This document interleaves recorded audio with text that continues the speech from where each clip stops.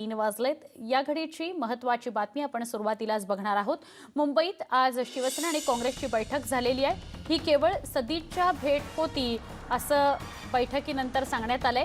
काँग्रेस आणि राष्ट्रवादी काँग्रेस आधी चर्चा करतील, म्हणजेच आघाडीमध्ये आधी चर्चा होईल आणि नंतर शिवसेनेसोबत चर्चा होईल असं काँग्रेस प्रदेशाध्यक्ष बाळासाहेब थोरात यांनी म्हटलंय। बैठकीला उद्धव ठाकरे, सुभाष देसाई, अशोक चव्हाण, बाळासाहेब थोरात आणि माणिकराव ठाकरे उपस्थित होते। किमान समान कार्यक्रमावर चर्चा झाली असंही थोरात यांनी म्हटलंय। उद्धव ठाकरेंसोबत चर्चा झाल्यावर काँग्रेस नेत्यांची मिलिंद नार्वेकरांशीही चर्चा झाली। शिवसेना आणि काँग्रेसची बैठक झालेली आहे। चर्चेचं गुऱ्हाळ सुरूच आहे, पण निर्णय अजूनही काही नाही। आजची बैठक ही केवळ सदिच्छा भेट होती असं दोन्ही पक्षांकडून सांगितलं जात आहे। आणि काल अहमद पटेल जसं म्हणाले होते तेच आज बाळासाहेब थोरात सुद्धा म्हणतायत की आधी काँग्रेस आणि राष्ट्रवादी काँग्रेसमध्ये चर्चा होईल, आपापसात काही गोष्टी त्यांच्या ठरतील आणि मग शिवसेनेशी चर्चा केली जाईल। चर्चेला सुरुवात झालेली आहे। योग्य दिशेने चर्चा पुढे सरकत आहे। त्याच्यामुळे चर्चा जेव्हा पूर्ण होईल तेव्हा त्याचा जो काही निर्णय आहे तो आपल्या समोर येणार आहे। त्याच्यामुळे कृपा करून घाई गडबड करू नका। योग्य वेळेला निर्णय आपल्याला कळेल, पण मी एवढंच म्हणेन की चर्चा योग्य दिशेने सुरू झालेली आहे। सत्यम सिंग आमचे प्रतिनिधी, ज्यांच्याशी आपण थेट या सगळ्या विषयी बोलणार आहोत। सत्यम, आपण बघितलं उद्धव ठाकरेंची प्रतिक्रिया, योग्य दिशेनं चर्चा तरी सुरू झालेली आहे असं त्यांनी म्हटलंय आणि दुसरं मिनिमम कॉमन प्रोग्रामवर सुद्धा चर्चा झाली असंही थोरातांकडून सांगण्यात आलं। काय सांगशील?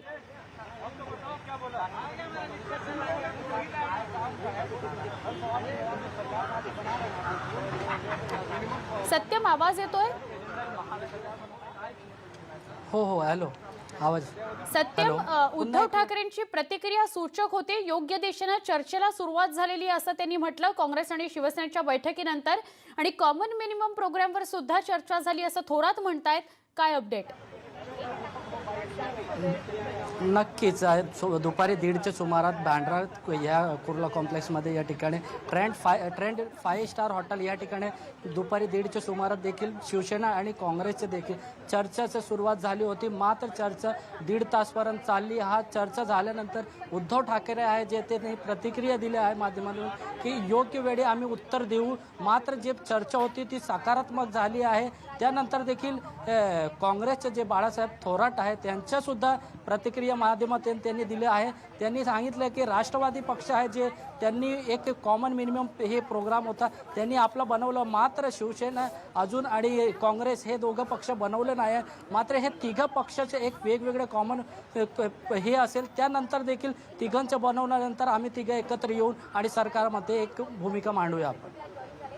नक्की सत्यम, धन्यवाद ही माहिती दिल्याबद्दल। म्हणजे आता तरी आपण असंच म्हणायला हवं की नुसत्याच चर्चा शिवसेना काँग्रेस किंवा काँग्रेस राष्ट्रवादी काँग्रेस आणि त्यानंतर मग ह्या तिन्ही पक्षांच्या एकत्र अशा चर्चा आणि बैठका आपल्याला या दिवसभरात किंवा येत्या काही दिवसात बघायला मिळतील। बैठक संपल्यानंतर उद्धव ठाकरेंनी प्रतिक्रिया दिली होती आणि त्याचबरोबर बाळासाहेब थोरात सुद्धा असं म्हणाले होते की आम्ही आत्ता आधी आघाडीसोबत चर्चा करणार आहोत आणि मग शिवसेनेसोबत चर्चा करणार आहोत आणि आत्ता तरी ती कॉमन मिनिमम प्रोग्राम याशा विषयीची चर्चा असेल। राज्यासोबतच दिल्लीमध्येही सत्ता स्थापनेच्या हालचाली वेगानं सुरू आहेत। या पार्श्वभूमीवर चर्चेसाठी दिल्लीमध्ये राष्ट्रीय पातळीवर काँग्रेस राष्ट्रवादी काँग्रेसची समिती स्थापन केली गेलेली आहे। राष्ट्रवादी काँग्रेस आणि काँग्रेसकडून प्रत्येकी 3 नेते सहभागी करण्यात आलेले आहेत। काँग्रेसकडून मल्लिकार्जुन खरगे, वेणुगोपाल आणि अहमद पटेल ही त्रयी काल आली होती मुंबईत। 30 त्रयी असणार आहे चर्चेसाठी आणि राष्ट्रवादी काँग्रेसकडून शरद पवार, प्रफुल्ल पटेल आणि सुनील तटकरे हे 3 नेते चर्चेसाठी असतील आणि या 6 जणांची समिती स्थापन केली गेलेली आहे। आधी या 6 जणांमध्ये चर्चा होईल सत्ता स्थापनेसंदर्भातली, कॉमन मिनिमम प्रोग्राम संदर्भातली, शिवसेनेसोबत कोणत्या अटी शर्तींवर जायचं या संदर्भातली, आणि मग हे 6ही जण शिवसेनेशी चर्चा करतील अशी माहिती मिळते आहे। सरकार स्थापनेबाबत समान कार्यक्रम ठरवण्याकरता काँग्रेस आणि आघाडीने समिती तयार केलेली आहे। दोन्ही पक्षांनी 5 जणांची 6 जणांची समिती स्थापन केली आहे। राष्ट्रवादी काँग्रेसकडून या समितीमध्ये प्रदेशाध्यक्ष जयंत पाटील, अजित पवार, छगन भुजबळ, धनंजय मुंडे, नवाब मलिक असे 5 जण असतील, तर काँग्रेसनेही 5 जणांची समिती ठरवलेली आहे। यामध्ये बाळासाहेब थोरात, अशोक चव्हाण, पृथ्वीराज चव्हाण, विजय वडेट्टीवार, माणिकराव ठाकरे हे सहभागी असतील। महत्त्वाची बातमी, मुंबईमध्ये यशवंतराव चव्हाण सेंटरमध्ये राष्ट्रवादी काँग्रेसची बैठक संपन्न झालेली आहे। सरकार बनवायचं म्हटलं तर महत्त्वाच्या पदांविषयी चर्चा आवश्यक आहे आणि यासाठी काँग्रेस, राष्ट्रवादी काँग्रेस या पदांविषयी चर्चा करणार आणि त्यानंतरच शिवसेनेशी चर्चा करण्यात येणार अशी माहिती अजित पवारांनी दिली आहे। महाराष्ट्रातली चर्चा लवकर संपवण्याचा प्रयत्न करण्यात येईल, तसंच मित्रपक्षात एकवाक्यता ठेवणार असल्याचंही त्यांनी सांगितलंय। राष्ट्रपती राजवटीबाबत आमदारांनी चिंता करू नये, राज्यात मध्यवधी निवडणुका होणार नाहीत असंही शरद पवारांनी आमदारांना बैठकीत सांगितलंय किंवा तसं स्पष्ट केलंय। राष्ट्रवादी काँग्रेसच्या आमदार आणि नेत्यांनी मतदारसंघामध्ये जाऊन काम करावं। अवकाळी पाऊस सुरू आहे आणि काही ठिकाणी पडून गेलाय, तिथं नुकसान झाले, त्या संदर्भात लक्ष द्यावं। निवडणूक जिंकल्यात त्या मतदारसंघामध्ये नागरिकांशी संवाद वाढवावा, आभार सभा घ्याव्यात अशा सूचना शरद पवारांनी राष्ट्रवादी काँग्रेसच्या आमदारांना दिल्या आहेत। ते साधारण कॉमन मिनिमम प्रोग्राम काय असावा किंवा कशा पद्धतीनं सहभागी कोणी कोणी त्याच्यामध्ये असायचं, त्याची संख्या काय, हे आमच्या दोघा मित्रपक्षामध्ये तरी त्याच्यात एकवाक्यता असली पाहिजे। ती आम्ही एकवाक्यता करण्याचा प्रयत्न करणार आणि मग त्याच्यानंतर हायकमांडच्या कानावर घालून हायकमांड जे काही सूचना देतील, कारण हायकमांडचं पण आता वर लोकसभेचं अधिवेशन चालू असल्यामुळं आमचेही वरिष्ठ आणि काँग्रेसचेही वरिष्ठ दिल्लीमध्ये असतील, त्यावेळेस त्याच्या आधी महाराष्ट्रातलं जितका लवकर चर्चा संपवता येईल तेवढी चर्चा संपवण्याचा बाळासाहेब थोरात, अशोकराव चव्हाण, पृथ्वीराजजी चव्हाण, विजय वडेट्टीवार ह्या सगळ्यांशी बोलून आम्ही त्याबद्दलचा निर्णय घेणार आहे। आता दादांच्या पुतळ्याचा अभिवादन आणि आता संजय राऊतांसंदर्भातली बातमी। संजय राऊतांना लीलावती रुग्णालयातून डिस्चार्ज देण्यात आलेला आहे। राज्यात मुख्यमंत्री शिवसेनेचाच होणार याचा पुनरुच्चार हॉस्पिटलमधून बाहेर पडताना त्यांनी केला आहे।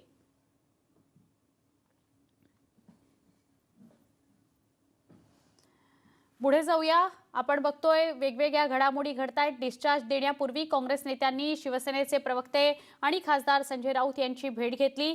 माजी मुख्यमंत्री अशोक चव्हाण, काँग्रेसचे प्रदेशाध्यक्ष बाळासाहेब थोरात, माणिकराव ठाकरे यांनी संजय राऊतांची लीलावती रुग्णालयात जाऊन विचारपूस केली, त्यांची भेट घेतली।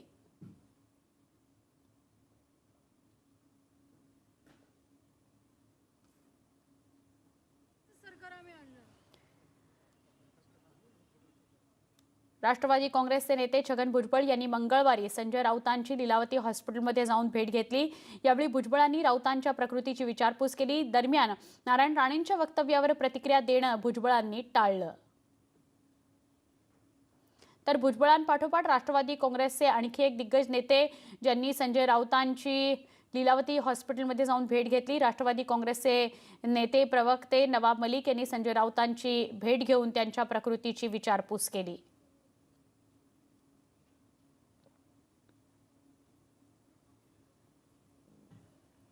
दृश्यांमध्ये आपल्याला नवाब मलिक दिसतात। खरं तर आज डिस्चार्ज संजय राऊतांना दिला गेला, पण डिस्चार्ज मिळण्यापूर्वी अनेक नेत्यांनी लीलावती रुग्णालयामध्ये हजेरी लावलेली आहे। ते अगदी काँग्रेसच्या अशोक चव्हाणांपासून ते राष्ट्रवादी काँग्रेसचे प्रवक्ते नेते नवाब मलिकांपर्यंत अनेकांनी। महाराष्ट्रातल्या सत्तेच्या पेचावर शिवसेनेनं सुप्रीम कोर्टात केलेल्या याचिकेवर तातडीची सुनावणी होणार नाहीये। राज्यपालांनी सत्ता स्थापनेच्या दाव्यासाठी मुदत वाढवून न दिल्यानं शिवसेनेनं सुप्रीम कोर्टात याचिका दाखल केली। सेना आमदार अनिल परब यांनी ही याचिका दाखल केली आहे।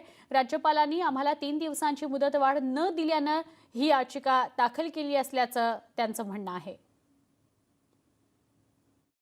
साहब ने जो मापदंड हैं वो पूरी तरह से उनको निभाया नहीं। किसी पार्टी को एक समय दिया, दूसरी पार्टी को पूरी बात करने का मौका भी नहीं दिया। मैं समझता हूँ कि लोकतंत्र की मर्यादा ये है कि जहाँ पर चुनाव होते हैं वहाँ लोगों के द्वारा चुनी हुई जो सरकार है उसको मौका मिलना चाहिए। ये कोई रेस तो है नहीं कि 1 दिन में या 2 दिन में फैसला करना है। फैसला उचित होना चाहिए। हमारा मानना है कि गवर्नर साहब को और समय देना चाहिए था पार्टियों को सरकार बनाने। राज ठाकरेंनी आपल्या व्यंगचित्रातून पुन्हा एकदा राजकीय परिस्थितीवर टोला हाणलेला आहे।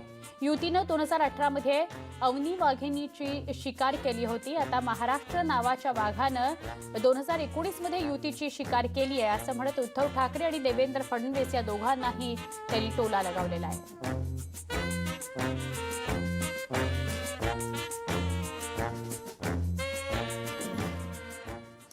एका महत्त्वाच्या बातमीकडे वळतोय। अनेक दिवसांपासून जयपूरमध्ये असलेल्या काँग्रेस आमदारांना आता आपापल्या मतदारसंघात जाण्याची मुभा पक्षाकडून देण्यात आलेली आहे। जयपूरच्या हॉटेलमध्येच त्यांच्या सह्या घेण्यात आल्या आहेत। राष्ट्रवादी काँग्रेसच्या समर्थनाच्या पत्रावर त्यांची सही घेण्यात आलेली आहे आणि आता पुन्हा एकदा तुम्ही तुमच्या मतदारसंघात जाऊ शकता, घरी परतू शकता असं या काँग्रेसच्या नेत्यांना सांगितलं गेले। राष्ट्रवादी काँग्रेसच्या समर्थनाचं जे पत्र आहे त्यावर काँग्रेसच्या आमदारांनी सह्या केलेल्या आहेत।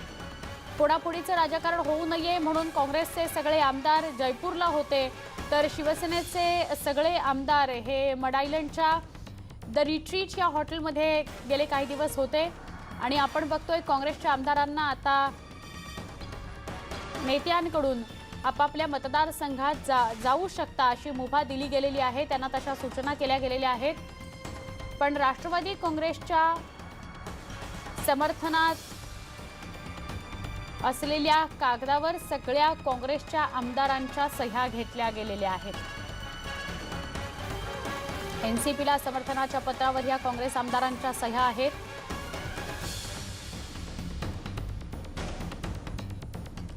राज्यात लावण्यात आलेल्या राष्ट्रपती राजवटीमुळे मुख्यमंत्री, कॅबिनेट मंत्री आणि राज्यमंत्री यांना आपापल्या फाईल्स, नोंदवह्या, रजिस्टर जमा करायला सामान्य प्रशासनानं सांगितलेलं आहे। त्यासोबतच फर्निचरही जमा करायला सांगितलं आहे। त्यामुळे मंत्रालयामध्ये अनेक ठिकाणी आवरावर झालेली पाहायला मिळते। राज्यात राष्ट्रपती राजवट कालपासून लागू करण्यात आलेली आहे। त्यानंतर सामान्य प्रशासन विभागाने एक आदेश काढलेला आहे। त्याच्यानुसार ज्या सगळे रजिस्टर्स असतील, नोंदवह्या असतील, सगळी कागदपत्र असतील ही अशा प्रकारे बाहेर काढण्यात आलेली आहे। त्यासोबतच फर्निचर देखील या कार्यालयामधून बाहेर काढण्यात आलेलं आहे। सामान्य प्रशासनाने तसे आदेश दिलेले आहेत।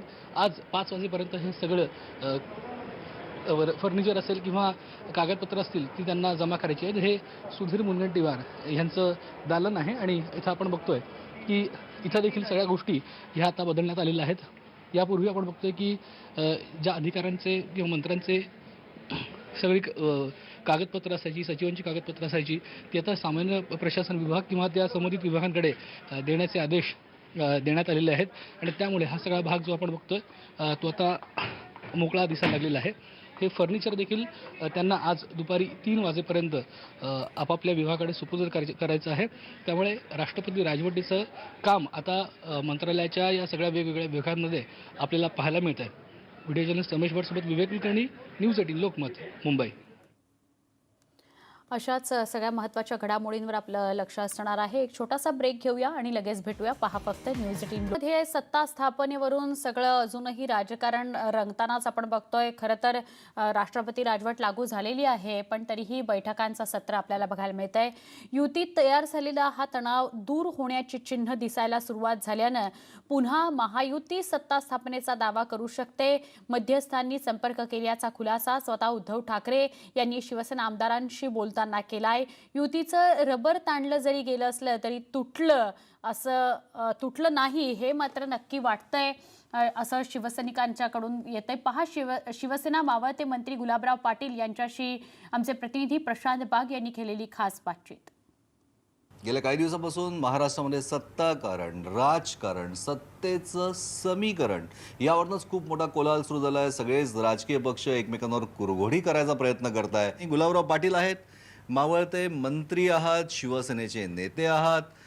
काल उद्धव साहेबांनी तुमच्याशी, आमदारांशी, सगळ्यांशी बोलताना स्पष्ट केलं की मध्यस्थ चर्चेत आहे, युती काही अजून तुटली नाहीये, युती अजूनही जिवंत आहे।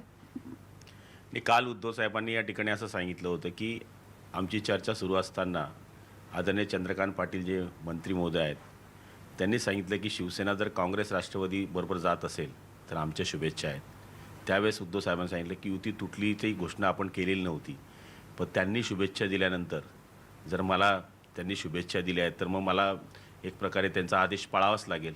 म्हणून त्यांनी या ठिकाणी आपल्या सांगण्यामधून हे सांगितलं की युती तोडल्याची घोषणा आपण केलेलीच नव्हती, ही त्यांनी केलेली आहे आणि त्यामुळे कालच्या दिवशी आमदारांमध्ये त्यांनी म्हणजे युती तोडण्याची घोषणा आपण केली नाही, त्यांनी केली आहे, याचा अर्थ की शिवसेनेने अजूनही युती तोडण्याची घोषणा केली नाही, म्हणजे की युती कुठेतरी मनात अजूनही आहेच. नाही, उद्धव साहेबांनी युती तोडण्याची पहिल्यापासून घोषणा केलेलीच नाही आहे. उद्धव साहेबांनी हे सांगितलं की ठरल्याप्रमाणे तुम्ही जे समान विषय केलेला आहे त्याप्रमाणेच ठरलेल्याप्रमाणे या ठिकाणी चर्चा करण्यात यावी. निकाल लागल्यानंतर आदरणीय मुख्यमंत्री महोदय जर साहेबांना भेटायला गेले असते आणि त्यांचे पहिलेपासून मैत्रीचे संबंध होते तर कदाचित ही वेळ आली नसती. नैसर्गिक युती असलेला सहकारी पक्ष किंवा हिंदुत्व या मुद्द्यावर एकत्र आलेला हा अजेंडा, ज्या विचारांवर शिवसेना आज सगळ्यांना माहिती आहे, कट्टर शिवसैनिक म्हणून सगळ्यांना माहिती आहे, आणि एकदम स्वतंत्र विचारधारा असलेला काँग्रेस आणि राष्ट्रवादी, काय वाटतंय, युतीच असली पाहिजे का नवीन समीकरण? नाही, शिवसेनेने पहिल्यापासून युतीचाच विषय केलेला आहे. महाराष्ट्रामध्ये जर आपण पाहिलं तर 42 ठिकाणी शिवसेनेच्या समोर बंडखोर उभे केले, त्याच्यातला मी एक आहे. जर हिंदुत्वाचा आणि बाकीचा विचार केला असता तर माझ्यासमोर बंडखोर हे फ्लॅग घालून किंवा झेंडे लावून किंवा मोदीजींचा फोटो लावून, मुख्यमंत्र्यांचा फोटो लावून माझ्यासमोर फिरले नसते. तुम्ही एक महत्त्वाचा मुद्दा आता बोलले की शिवसेनेने कायम युतीचाच विचार केला, म्हणजे की युती ही अजूनही जिवंत आहे आणि मनात त्यांच्यासुद्धा आहे, म्हणून ते मध्यस्थाच्या माध्यमातून भारतीय जनता पक्ष प्रयत्न करते, शिवसेनेशी बोलतंय. स्वतः उद्धव साहेबांनी हे स्पष्ट केलं आहे. तुमच्याही मनात त्याच भावना आहे ज्या तुम्ही बोलून दाखवतायत. येत्या दिवसामध्ये परत युती म्हणून महाराष्ट्रात सत्ता मिळू शकते. शेतकऱ्यांच्या डोळ्यातले अश्रू पुसण्याचा जो दावा तुम्ही निवडणुकीच्या काळात केला होता दोघांनी हातात हात घालून, तो खऱ्या अर्थानं पुन्हा एकदा मिळालेला महायुती म्हणून जनादेश हा लोकांसाठी फायद्याचा ठरू शकतो. काय सांगाल? नाही, युतीच्या बाबतीमध्ये कोणाच्या मनात काय हे मी सांगू शकणार नाही, कारण शेवटी ते दोघं नेत्यांच्या बाबतीवर अवलंबून आहे. पण आपल्याला माहीत असेल की निकाल लागल्यानंतर आदरणीय उद्धव साहेब आणि आदित्य साहेब हे शेतकऱ्यांच्या भेटीकरता निकाल लागल्याबरोबर पहिले महाराष्ट्रामध्ये फिरले आणि येत्या काही दिवसामध्ये सुद्धा कालच उद्धव साहेबांनी सांगितलं की शेतकऱ्यांच्याकरता आम्ही दौरे करणार आहोत. त्याच वेळेस जिल्ह्यातील तुमची आणि गिरीश महाजन यांची मैत्री, याचीही चर्चा आज सगळ्याच ठिकाणी होते. तुमची ही मैत्री तशीच एकत्र आहे का? नाही, मैत्रीच्या जागेवर आहे, पण ज्यावेळेस पक्षाचा विषय येईल त्यावेळेस आम्ही पक्षाच्या बाजूनेच असतो. आता बंडखोरीचा विषय आला त्यावेळेस गिरीश भाऊंवर संताप करण्याचं काम किंवा त्या सभेमध्ये बोलण्याचं काम मी केलं होतं, पण शेवटी पर्सनल रिलेशनमध्ये कुठंच खडा पडणार नाही. पण जिथं पक्षाचा विषय येईल तिथं पक्षाचाच विचार केला जाईल. नक्कीच पक्ष हा महत्त्वाचा. कट्टर शिवसैनिक, काही शिवसैनिक महाराष्ट्रात आजही असेच आहे की ज्यांचा DNA हा शिवसेना हाच आहे. हे शिवसैनिक कट्टर आहेत, हे बाळासाहेब ठाकरे यांना मानणारे आहेत, हे बाळासाहेब ठाकरे यांच्या विचारांवर चालणारे आहेत, उद्धवसाहेब ठाकरे यांचा शब्द मातोश्रीचा आदेश मानणारे आहेत. या प्रत्येकाच्या मनात आजही युतीच्या बद्दलच्या नाजूक भावना मात्र तशाच व्यक्त होत आहे. रबर ताणलं गेलंय, तुटलं नाहीये. कुठेतरी युती असावी आणि युती जोडूनच चलावी, हीच भावना आणि भूमिका यांची आजही स्पष्ट दिसते. आवश्यकता आहे भाजपनं मध्यस्थाच्या मार्फत सुरू केलेली बोलणी, उद्धव ठाकरे यांनी स्वतः शिवसेना आमदारांना दिलेला दिलासा, या सगळ्यातनं एक चांगला परिपाक जर का आला तर जो जनादेश, महाजनादेश लोकांपुढे, मतदारांपुढे महायुती म्हणून यांनी मागितला होता आणि जो त्यांना मिळाला आहे, तोच जर कायम राहिला तर राष्ट्रपती राजवट जरी लागू झाली असली तरीही काही दिवसात पुन्हा महायुती सत्तेवर नक्कीच येऊ शकते. व्हिडिओ जर्नलिस्ट हेमंत बागुलचा प्रशांत बाग, न्यूज 18 लोकमत, मुंबई. एक छोटासा ब्रेक, पुन्हा पहा फक्त न्यूज 18 लोकमत. बातमी येते आहे, शरद पवारांना थप्पड मारणारा नालायक अखेर सापडला आहे. गेल्या 8 वर्षांपासून महाराष्ट्राला त्याची प्रतीक्षा होती. अरविंदर सिंग या आरोपीला अटक करण्यात आलेली आहे. 24 नोव्हेंबर 2011 नवी दिल्लीत ही घटना घडली होती. हा अरविंदर सिंग सापडलेला आहे, त्याला अटक करण्यात आलेली आहे. शरद पवारांना 24 तारखेच्या नोव्हेंबर महिन्यामध्ये 2011 साली शरद पवारांना थप्पड मारण्यात आलेली होती. आमचे प्रतिनिधी प्रशांत लीला रामदास यांच्याकडून अधिक माहिती घेऊया. प्रशांत, काय अपडेट? महत्वाचं म्हणजे जर बघितलं, जे आपण या घटनेचा उल्लेख केला आणि महत्वाचं यामध्ये शरद पवार यांनी एका सार्वजनिक कार्यक्रमात जात असताना त्यांना मारहाण करण्याची घटना घडली होती आणि या घटनेमध्ये नंतर तो जो आरोपी होता तो फरार होता. पण गेल्या काही वर्षात त्याच्यात स्थापित तपास करून दिल्ली पोलिसांच्या वतीने सुरू होता आणि या सगळ्या पार्श्वभूमीवर जर बघितलं आपण तर शेवटी त्याला अटक करण्यामध्ये दिल्ली पोलिसांना यश आलेलं आहे. हा जो व्यक्ती होता हा याचा शोध घेण्यासाठी त्याच्या विरुद्ध जो वॉरंट जारी करण्यात आला त्यानंतर त्याला फरार देखील घोषित करण्यात आलं होतं.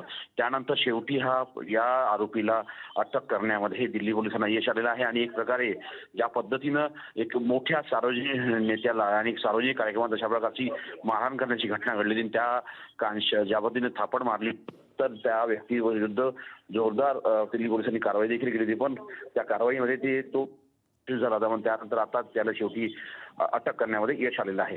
स्टुडिओ. नक्की धन्यवाद प्रशांत माहिती दिल्याबद्दल. परविंदर सिंग या आरोपीला अटक करण्यात आलेली आहे. गेल्या 8 वर्षांपासून हा फरार होता. याला शोधण्याचं काम दिल्ली पोलीस करत होते.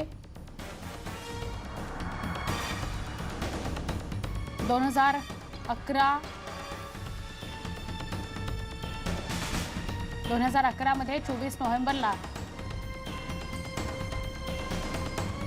शरद पवारांना या अरविंदर सिंगने थप्पड मारलेली होती. हा नालायक 8 वर्षांपासून फरार होता. त्याला शोधण्यात दिल्ली पोलिसांना यश आलेलं आहे आणि अखेर त्याला अटक करण्यात आलेली आहे. अरविंदर सिंग असं त्याचं नाव.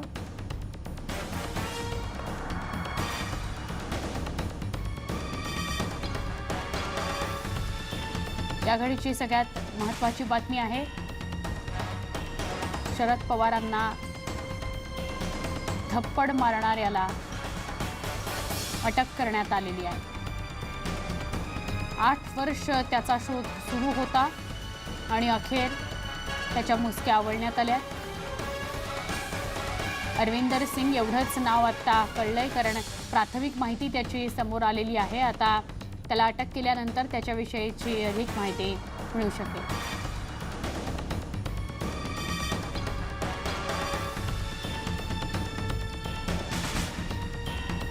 शरद पवार एक कार्यक्रम आटोपून परत निघत असताना त्याने हे कृत्य केलं होतं आणि त्यानंतर त्याला पकडून बाहेर नेलं गेलं. त्या इमारतीतून बाहेर नेलं गेलं पण तिथून तो फरार होण्यात यशस्वी झालेला होता. आता 8 वर्षांनी त्याला अटक झाली आहे. अरविंदर सिंग असं त्याचं नाव कळतंय.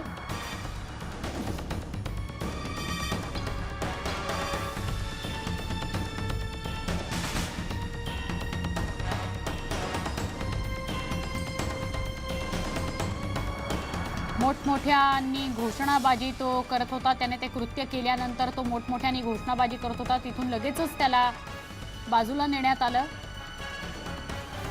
आणि बाहेर आल्यानंतर सुद्धा तो मोठमोठ्यांनी घोषणाबाजी करत होता आणि स्वतःच्या कृत्याविषयीची वक्तव्य करत होता. पण तो फरार होण्यात यशस्वी झाला होता. अखेर 8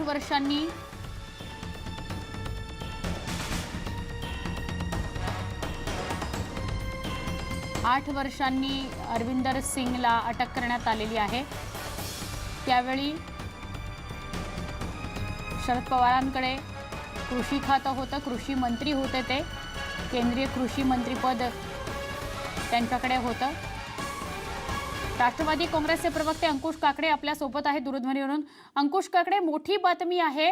शरद पवारांना 2011 साली ज्यानं थप्पड मारली तो अरविंदर सिंग फरार झालेला होता. त्याला आज अटक करण्यात यश आलेलं आहे. नाही, अर्थात 2011 सालची ही घटना आहे. त्याच्यानंतर जवळपास आता 2019 म्हणजे जवळपास 8 वर्ष झाली. या 8 वर्षामध्ये ती घटना आम्ही तर सगळेजण विसरूनही गेलेलो होतो. पण आज जर का त्याला पोलिसांनी अटक केलेली असेल तर पोलिसांनी ती जी काही रीतसर कारवाई असेल ती कारवाई करावी. त्याच्या बाबतीमध्ये काही राजकीय काही मतप्रदर्शन करणं योग्य होणार नाही. पण ठीक आहे. पण एकच आहे की इतक्या वर्ष का अटक होऊ शकली नाही त्याला, हे देखील एक गोडच आहे. आणि आता नेमकं या सध्याच्या परिस्थितीमध्ये त्याला अटक होते. ठीक आहे, अटक झाली ही चांगली गोष्ट आहे. कायद्याप्रमाणे त्यांची कार्यवाही करेल, पोलिसांची कारवाई नक्की. करेल. अंकुश काकडे, धन्यवाद आपण प्रतिक्रिया दिल्याबद्दल. राष्ट्रवादी काँग्रेसचे प्रवक्ते अंकुश काकडे आपल्याशी बोलत होते. वाढत्या महागाईचा संताप म्हणून त्यानं हे कृत्य केलं असंच तो वारंवार प्रसारमाध्यमांना सांगत बसला, पण त्याने केलेलं कृत्य हे अत्यंत हीन दर्जाचं होतं. आपली मतं व्यक्त होऊ शकतात, निषेध नोंदवला जाऊ शकतो, पण अशा प्रकारचं कृत्य करणं हे अत्यंत हीन दर्जाचं होतं आणि त्याला अटक झालेली आहे. आपण या बातमीसह बुलेटिनमध्ये इथंच थांबणार आहोत. पहा फक्त न्यूज 18 लोकमत.